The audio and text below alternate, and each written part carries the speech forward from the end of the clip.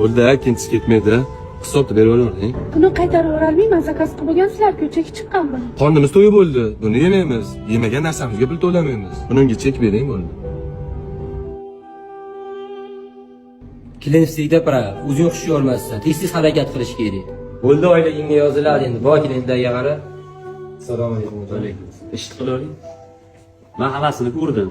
Buni saboy qilib oling, uyga ketishda ballarga olib ketasiz. Yozmaydi oilangizga, men aytib qo'yaman. Xo'p. Ko'la bizdan kamchilik bo'lmadimi? Ha, aka, ikkinchi ovqatni olib kelguncha qorin ham to'yib bo'ldi. Ishtahala qochib ketdi aka. Bo'ldi, zo'r akalar. Faqat jichcha noto'g'ri ish qilibsizlar-da. Qanday aka? Mana uka, siz erkaksiz, bitta gapirasiz, gapingizga javob berasiz. Buni faqat ko'chada emas, hamma joyda erkak kishi gapiga javob berish kerak, to'g'rimi? To'g'ri. Ikkita aytdingiz, ikkitaga to'lashingiz kerak ovqatga. Bu ayol kishi bo'lsa, qiynalgan, bekordan bega ofitsar bo'lib ishlamaydi. Hozir qaytargan ovqatingizni uni oilaga yozib qo'yadi ishchilar. Bo'ldi aka, ovqat pulini men to'lab qo'yaman. Uyga olib ketaveradi, qiynalgan bo'lsa, savob ham bo'ladi aka. Ukajonim, savobga ham kechga qoldingiz. O'zimiz hal qilib qo'ydik. Shunchaki men noto'g'ri ish qilganingizni aytib qo'yay dedim-da, xush kelibsizlar.